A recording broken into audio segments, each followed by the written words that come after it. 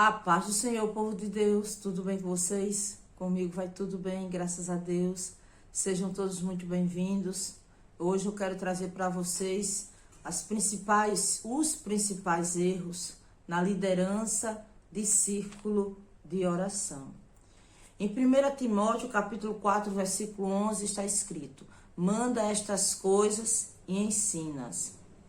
Queridos, qualquer ministério de um líder cristão é extremamente importante, mas devemos ter cuidados para que não seja extremamente prejudicial para a obra de Cristo. Então, devemos tomar alguns cuidados, sim, na liderança de círculo de oração. E vamos estar aqui nos utilizando do livro de 1 Tessalonicenses, no qual Paulo nos dá algumas lições que aprendemos ali com ele sobre liderança.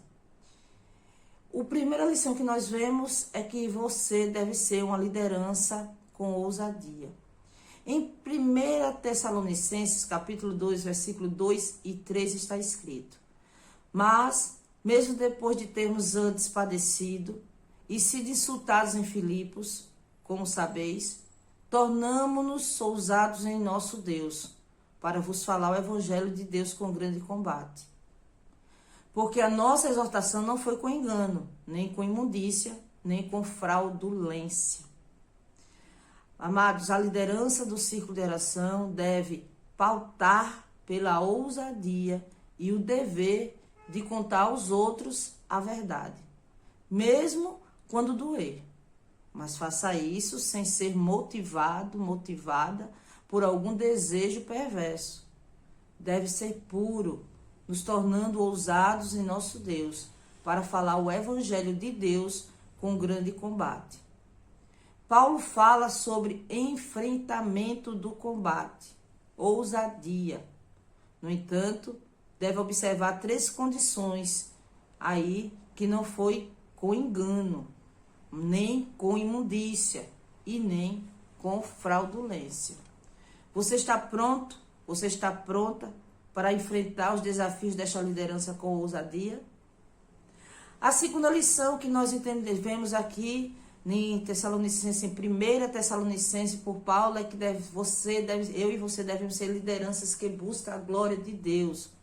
Em 1 Tessalonicenses, no capítulo 2, versículo 4, está escrito: mas, como fomos aprovados de Deus para que o evangelho nos fosse confiado, assim falamos, não como para agradar aos homens, mas a Deus, que prova os nossos corações. Uma liderança, meus amados, de um círculo de oração não é chamada para agradar homens e mulheres, mas para levar a congregação a buscar um aperfeiçoamento em Deus. Na Bíblia, temos exemplos de exortações neste sentido. Muitas vezes as pessoas procuram reuniões A ou B, porque ali encontram o que desejam. Mas será que é o que Deus quer? Muitos são de Paulo ou Apolo. Importa é que busquem a Deus e não uma liderança que agrada.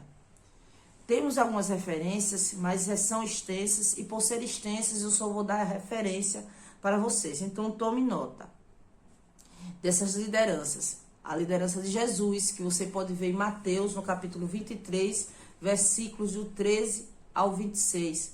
A liderança de Pedro, confira em Atos, capítulo 5, versículo 3 ao 9. Estevão, a referência está em Atos, no capítulo 7, versículos 51 ao 53. E outra lição, meus amados, vamos para a terceira lição que aprendemos com Paulo. Seja uma liderança sem vaidades. Nós vemos isso em 1 Tessalonicenses, no capítulo 2, versículo 5.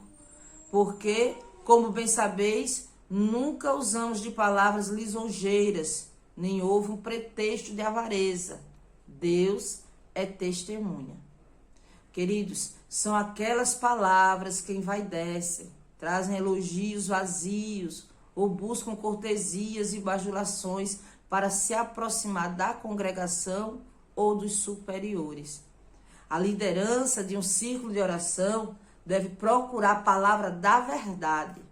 É preciso falar diretamente com a liderança de toda a igreja para o fortalecimento dos trabalhos. Falar abertamente com a equipe sobre o compromisso com a obra e entregar a profecia à congregação debaixo da orientação da vontade de Deus. Pois as palavras lisonjeiras podem ser prejudiciais, como nenhum título lisonjeiro dado aos homens. Aleluia. Você vê em Jó, no capítulo 32, versículo 21 e 22, dizendo o quê? Que não faça eu acepção de pessoas, nem use de palavras lisonjeiras com o homem, porque não sei usar de lisonjas. Em breve me levaria o meu Criador. Segundo, o ímpio fala com a língua lisonjeira. Olha aí os exemplos das lisonjas, né? Salmo 5, verso 9. Porque não há retidão na boca deles. As suas entranhas são verdadeiras maldades. A sua garganta é um sepulcro aberto. Lisonjeiam com a sua língua. Terceiro, lábios lisonjeiros são ligados a um coração duplo. Salmo 12, verso 2. Cada um fala com a falsidade ao seu próximo. Falam com lábios lisonjeiros e coração dobrado. Quarta, o Senhor os cortará. Essa é forte, porque no Salmo 12, verso 3 diz: o Senhor cortará todos os lábios lisonjeiros e a língua que fala soberbamente. A quinta lição que o Paulo fala sobre, quinta lição de Paulo não. A quarta lição a respeito da lisonja ainda fala da boca lisonjeira que opera a ruína. E você confere em Provérbios 26, 28 que diz: a língua falsa odeia aos que ela fere, e a boca lisonjeira provoca a ruína. Ainda temos sexto: o lisonjear abre uma rede para os pés de seus vizinhos. Provérbios 29, verso 5. O homem que lisonjeia o seu próximo arma uma rede aos seus passos. E agora sim, vamos voltar para a lição. Deixamos um pouco aqui, já falei bastante sobre lisonjas, que já deu um grande alerta aí a cada um de nós. E vamos falar agora sobre a liderança, no exemplo que a liderança deve passar, não é? E isso é algo que a gente aprende com Paulo em 1 Tessalonicenses, ali no capítulo 2, no versículo 5. Olha, que está escrito assim: porque, como bem sabeis, nunca usamos de palavras lisonjeiras, nem houve um pretexto de avareza. Deus é testemunha. Então você vê aí que Paulo ali fala que nunca houve pretexto de avareza. Nunca buscou mostrar uma pessoa o que não era. Não aparentou ser alguma coisa. Na liderança do ciclo de oração, meus amados, é necessário não ter uma vida dupla, se apresentando de uma forma, mas vivendo diferente. Nós vemos também uma lição que Paulo nos ensina através de 1 Tessalonicenses, é que seja uma liderança que busca a glória de Deus. No capítulo 2 de 1 Tessalonicenses, no versículo 6 diz: e não buscamos glória dos homens, nem de vós, nem de outros, ainda que podíamos, como apóstolos de Cristo, ser-vos pesados. Queridos, os resultados e o sucesso do seu ministério não se deve a você. Não busque essa glória para ti. Paulo afirma que não buscamos glória dos homens, nem de vós, nem de outros. É preciso valorizar a equipe do círculo de oração e reconhecer que somente, ou melhor, com um trabalho conjunto é possível alcançar o objetivo do ministério. Jesus escolheu 12 discípulos.